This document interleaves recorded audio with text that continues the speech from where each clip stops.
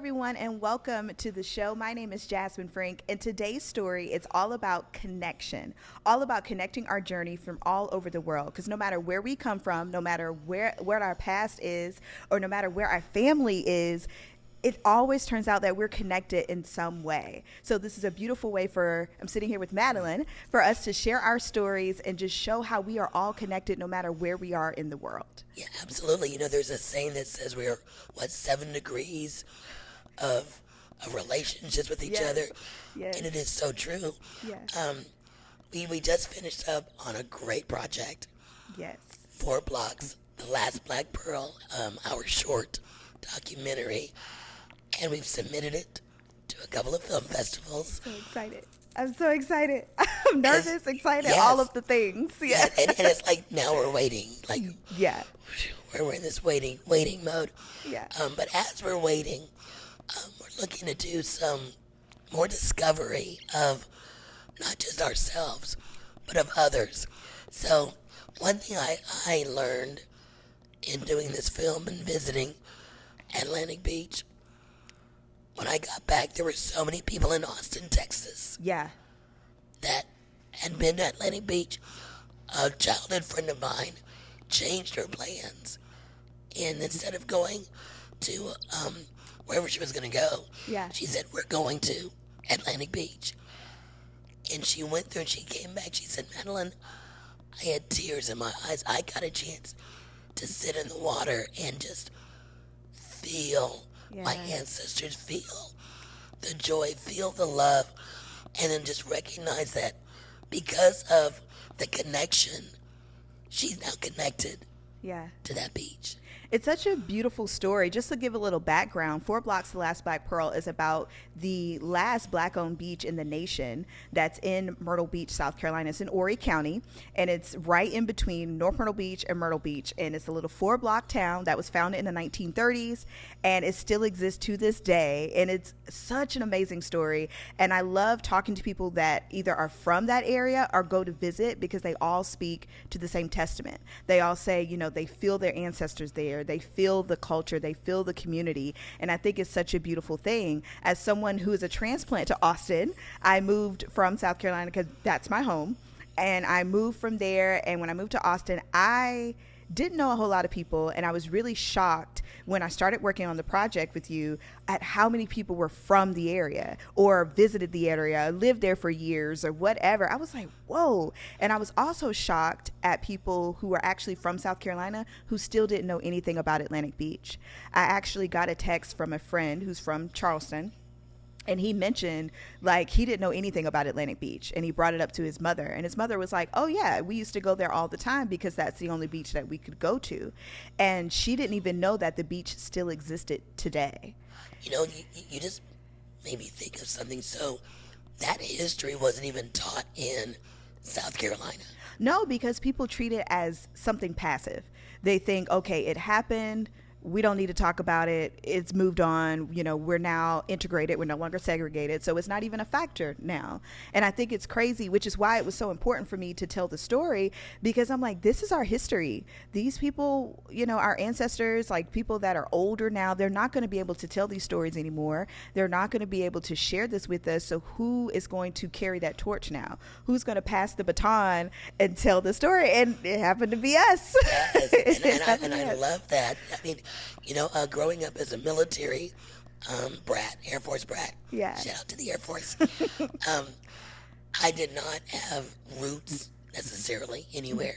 So it was always interesting to find people. And then we moved to Austin in the 80s, and was able to connect with people that had been in California. Yeah. My dad was stationed within California and Panama. But I'd always had this yearning of, where are you from? Mm-hmm. Who are your people? Oh, yeah. Let's talk about it. I want to know more. And so this opportunity to hear about this beach and the history and the legacy, meeting Mr. Skeeter was... Love Mr. Skeeter. He's an older gentleman who, when you just sit and talk to him, it just pours out of him. Yeah. Yeah, it really, like you, I love hearing other people's stories because I think it's what all connects us. Going back to that connection is exactly what connects us, even if it's like family connection or extended family connection or just our journey overall. We have some form of connection because even when I met Mr. Skeeter, I had no idea who Mr. Skeeter was. I just knew that he was a prominent part of Atlantic Beach. They had the Skeeter's Motel, and I just knew that little bit of history. But his daughters were friends with my mom, you know. Wow, that's right. Yeah, like they're friends with my mom. Like Miss Sabrina is one of his daughters, and she remembered when my mom was pregnant with me. And it's just crazy how the more you talk to people and the more you hear their stories on how much we're all connected. We think because we go so far, like I'm 20 hours from home, and you would think I would never be able to find anyone to connect with because of where I am. But I literally met so many people who are like, oh yeah, I lived in Greenville, or I lived in Columbia, or go Gamecocks. And it's just very, very interesting. Even Mr. Skeeter, we could have talked to him for 6 hours. Gosh, yes, you know, absolutely. he had stories for days from his military career, how he lived in Atlantic Beach, what it was like when his family owned Skeeters, and watching the town transition over the years. Like, it's such a beautiful story. Yeah. And the thing that I want to embrace, even here in Austin, Texas, you know, if you said it earlier, our elderly are moving off the scene. Mm-hmm. A lot of this is not written in a book, and a lot of it's not on video in their voice. Mm. And I think that's one of the things that is just driving me, and I know it's driving you. How do we capture in their own words of what their experiences are? Right. You know? Right. And you know, it's one thing to read it in a book, and that's great, but to see their face, to hear their words, and talk about their experience is another connection. It's beautiful. Honestly, when we started interviewing people, I was thoroughly shocked at, well, not necessarily shocked, but it gave me life to see people light up, talking about their childhood, talking about, you know, on Saturdays we used to load up the truck and go down to the beach, and how they could hear the music before they even got to the beach, and, you know, the sitting on the back of the truck and eating the fish and catching the fresh fish from the ocean. Like, those stories, and watching them kind of go back into that moment and reminiscing on how that felt. And I'm sure they could really tap into their senses of the taste and the feel and all of those things, and having those conversations beyond the kitchen table. You know, yes. That's a big thing that we talk about often. It's just like, yeah, we get around, we talk about we talk to our family members and things like that, and stories are shared, but it never goes beyond that point. So that's why I think it's so beautiful that we're doing this now, and something that we're bringing to Austin. We want to gather those stories of people who have moved from South Carolina and may be aware of Atlantic Beach. So we are hosting an event locally where we will have a chance to capture those stories, and you'll be able to tell your connection with Atlantic Beach or Myrtle Beach, or even that time period, and really share what that meant to you, and, you know, make that a part of the film. Absolutely. Yeah. I was thinking, you know, we saw that, I saw the movie The Green Book. Yes. I wonder if Atlantic Beach. It was. It was. I have it archived in my research in regards to the film. Yes, it is in the Green Book. It is a stop. They actually have the DeWitt Motel, and they have there's another hotel. I think it's the Ben Franklin, but it's actually listed in the Green Book. I'll have to show it to you. Yes. So my mind is going, you know what? I would love to create a reenactment of families packing up and gathering for the weekend. Yeah, well, you know something? I learned that recently because I'm a big history nerd. And I learned because my grandma, every time I always went on a lot of trips with my grandma. Shout out to my grandma, because I would go everywhere with her. And I never knew why she packed lunches all the time. She was like, grab your snacks, pack your food. And I'm just thinking, oh, it's because she doesn't want me to get hungry on the road.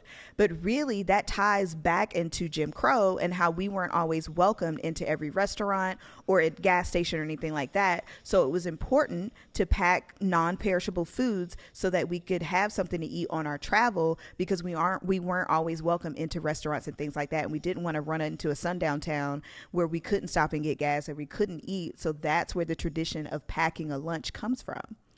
Wow. Yeah. I did not even know that. Yeah, I just learned it. I was like, oh, we do things not thinking about where they come from or not even realizing the impact that it has on our culture. And we just carry on these traditions not knowing where they started and why they started. But that's why. I love that. Yeah. Wow. And when we were doing the film, and we happened to see a family that was, I think they were riding through or something. Yeah. And for them to even stop and talk about their experience, it has made me think of, like, okay, wow. I was trying to put myself back in the 30s, 40s, 50s, and 60s, where we can't go to certain pools. We can't go to beaches. Literally a line in the beach. Literally a gate in the beach. That just blew my mind. And then I wonder, there was not a bitterness, though. Like, the people that are telling the story are not telling it from a place of hurt and bitterness. They're telling it from a place of pride. Right. And that just stuck with me, that they don't have that bitter reminder. It was like, no, this is ours. Yeah. We're here. I can bring my family. One person even said they didn't know people, but they could stay at their house. I mean, it was as if, hey, everybody's welcome. Come on down. Right, and right. It was safe. Even down to the celebrities, after they left the white clubs down in Myrtle Beach, they had to come down to Atlantic Beach because that was the only place they could stay. That at that time, that's the only place they could stay. So then they would come down there and tear the clubs up. Okay. It would be a party. They would come down there and perform again. And it would just be a whole another, experience. And even beach music, the music that we know now, I love like a lot of the beach, like shagging and stuff like that. It could only be played at the black clubs. So a lot of the white people would come to Atlantic Beach to see certain artists because only certain songs could be performed at the black clubs because they were performed by black artists. Wow. Yeah, they weren't welcome in certain clubs or welcome to perform certain songs because they were black. So the white people would have to come down to Atlantic Beach to party with us. To party with us because, these artists couldn't go down to their clubs or, could have to be gone by a certain hour or whatever. So I think that's intriguing too, just to see like these people literally were confined to this 4 blocks and they made the most out of it. Yes. We're talking Ferris wheels. We're talking photo booths. We're talking restaurants, hotels, motels, laundromats. Like these people created a full community. Yes. And it's still there. And still there. Mm-hmm. And that's the beauty of it. Going forward, as we're thinking about it, we want to open this up to people that might be here in Austin. Yes. To tell us your story. Mm-hmm. Or if you heard about from your grandmother, because there's a lot of military people here, I would think we're going to get some folk that have traveled through there. So I am looking forward to seeing who's out here and hearing those stories. Yeah. And what we want to ultimately do is turn our short documentary into a full feature. Yes, because in the short, we touch on a lot. We touch on the foundation, we touch on its transitions, and we touch on some of the important, I guess you could say the foundational things of the town, like Bike Fest, because that's a huge deal. I know everyone's excited about Freaknik and like hearing about the history of Freaknik, but people don't even realize that Bike Fest started around that same time and it had this same problems, like the barricades, like the police officers barricading certain areas so that you couldn't go beyond a certain point, or you would be stuck at a certain point. Even just the heavy policing and just how things unfolded. But Bike Fest is still happening. A lot of people don't realize that, but Bike Fest happens every Memorial Weekend in May, happens every weekend down on Atlantic Beach. So it's still going on today. I know a lot of people are always like, well, Freaknik, stop. We don't have anything. There's still Bike Fest. It still exists. We're still down there. But the short focuses on those stories. And what I would like to extend into is its evolution whenever we ran into the drug era and how that affected the community, and how that overall changed the way things happen down there and changed the overall view of the city, but of the town, But now there are new businesses popping up there. There are people who are like me, like you, who are looking to carry on the tradition, and they're looking to open up the skating rink again. We have C&G Bakery, which is the location of Mr. Skeeter's. It used to be Mrs. Skeeter's, but now it's C&G Bakery.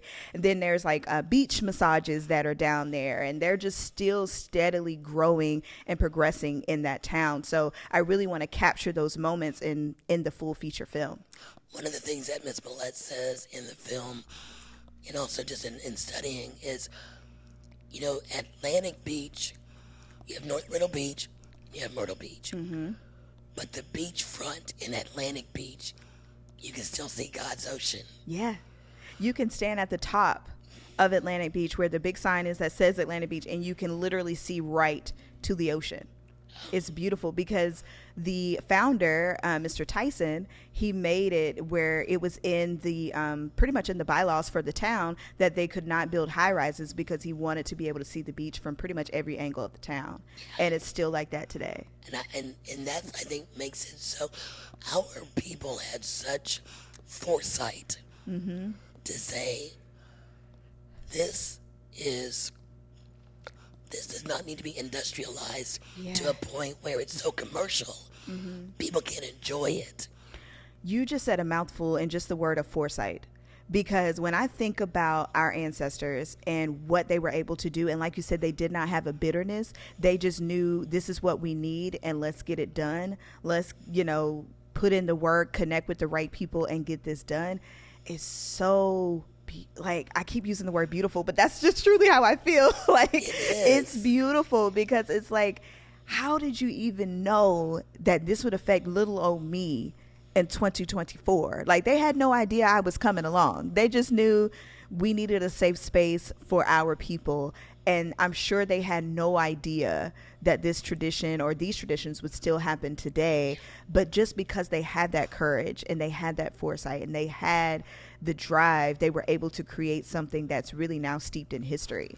Yeah, and when you were saying the connection, they didn't do it by themselves. Oh, no. And it's like, I think we're in 2024 and there is a narrative of, I have to do this, I have to do that. When really, if we collectively connect and come together, we can build. Yeah, I mean, my alma mater, Claflin University, one of the founding members of the town was H.V. Manning, and he still has a house in the town to this day. His family still owns the house, and he was one of the contributors to help get the town off its ground. I didn't even know that until I started working on the film, and I'm a proud graduate of Claflin and did not know, H.V. Manning Library. I go to it all. I used to go to it all the time. And to think that it was connected to my hometown like that, I had no idea. That's beautiful. Yeah. I love that. And it takes conversation and having those conversations. I was watching a documentary about Oklahoma. Oh, yeah. And I believe she was like 90. Some of the survivors were in their 90s. Mm-hmm. And someone had asked, why didn't you, get recorded earlier, talk about this? Because there was so much pain. Ooh. And so they did not want to talk. Mm-hmm. But I'm so grateful that now they are speaking up. Yeah. And this is what I don't want to have with our story with Atlantic Beach. Yeah. I want these stories to resonate with others. I want to hear from their lips, their experiences. What what happened, what they saw, what they remember. We may never get it back to what it was. Yeah. But there's an opportunity to create something new and better. Well, Whitney, I bring her up quite a bit because she was part of the inspiration behind getting me even started with FourBlocks, because she was working on her own documentary, and I reached out to her to figure out how the heck do I even start? Where do I start? And she was so beneficial to that. So shout out to Whitney Anderson. She even mentioned at one point, because I was like, nobody wants to talk, it's like people barely want to talk, and I don't know what to do. And she's like, well, you got to think, back in slavery, during slavery times, like, it would cost you your leg, it would cost you your life to even talk, to say certain things, or to even tell your story, or to even open your mouth without, master telling you to do so. Exactly. Then it would cost you something, your child, your leg, your life, whatever it may be. And I never even thought of it that way, that some people still carry that mentality of like, oh no, what stays in this house, what happens in this house stays in this house. We're not talking about it with nobody. Yeah. But like you said, I think it's beautiful that they are coming to that realization of like, okay, if I don't say it, then nobody else will. Then this will not be documented. Then nobody will ever know this story. And we got to capture that. Like even Mr. George Livingston, one of the founding members of the Carolina Night Riders, which is the reason why Bike Fest even exists, we got to talk to him. Yes. And Mr. George, I'm pretty sure, is in his 70s, almost 80s. Almost 80, yeah. Like we got to talk to him. Mrs. Skeeter, for sure, is in his 80s. Yes. Really, and they were excited to talk. They were excited to be like, yeah, this is what happened. This is what I remember. This was my experience. And I think that story alone, and those stories alone, because you see your grandfather in these people, you see your uncle in these people, and that alone is going to make the story resonate with people around the world. Yes. And I love the fact we're focusing on the positive. Mm-hmm. There's so much negative and negativity out there, but we want to bring life. Right. We want to bring positivity. We want to bring pride and nostalgia. So when you watch it, you're smiling. You may have some tears of, oh my gosh, I can see my grandmother, I can see my grandfather, my cousins. I can see myself playing in the water. They had barbecues and activities all along the beach. Oh yeah. You said earlier, or Mr. Skeeter, maybe Miss Millette even said, they would go out into the ocean, catch fish, and then cook it right there on the beach. Come right back, cook it right there on the beach. And even today, like Bryce is continuing that tradition. He has his beach day that he does every summer. He usually does it at least 2 to 3 times throughout the summer, and it's a great thing because it brings the community all together, and we all sit on the beach and we listen to music, and it's free food, and we get to fellowship and enjoy one another. And it's not I hate to use the word beef, but like there's no altercations. It's literally like we're family, and we just came to, it makes me think of the family reunion. That whole, like that's all that, like that's what it makes me think of, because that's the vibe that it gives. Because even if you're not related, you feel like you're family.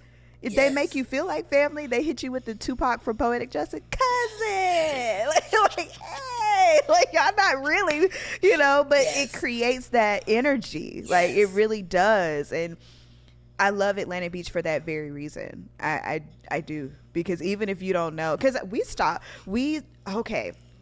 I remember this because I'm great with faces. I could never forget a face. I may not remember your name, but I know your face for sure. And I remember where I saw you from. And I remember we stopped this couple, they were walking, and you were like, are y'all from Atlantic Beach? I was like, oh no, they're from Poplar.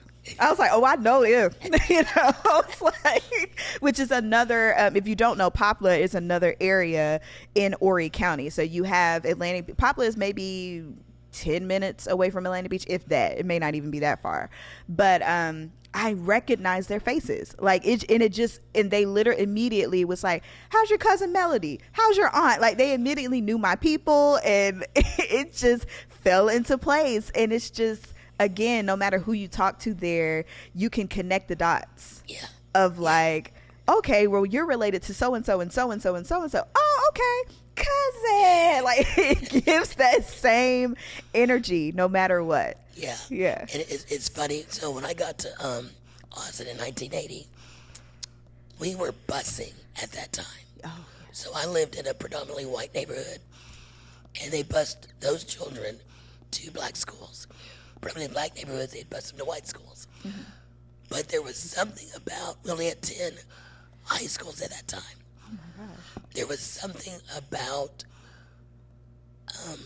the community and connection that still resonates today. Mm-hmm. So when you were talking about, you saw me either from Poplar. Yeah. It's the same thing here in Austin, where if you're my age and went to school here, like, what school did you go to? oh, who's your people? Oh, who's? Yeah. So that's that same feeling, and I just think it's a great. I don't know. It makes you feel like you belong. Yes, it creates a sense of belonging, because even when I was calling people for interviews, I was like, what family tree do I need to go down so you know who I am? Because I'm like, do you know my mama's side, my stepdad's side, my daddy? Like, who do you know? And I literally, either way, no matter what tree I went around, they still were like, oh yeah, I know that person. I know that person. Like, yeah, okay, now we can talk business. Now we can talk, yeah. Now we can talk. And it's not that you need that precursor. It's not that you need that, but it just kind of helps. And it just really further cements how much we have connections with people, even if we do not know them. Like, we still have those deeper connections without even realizing it.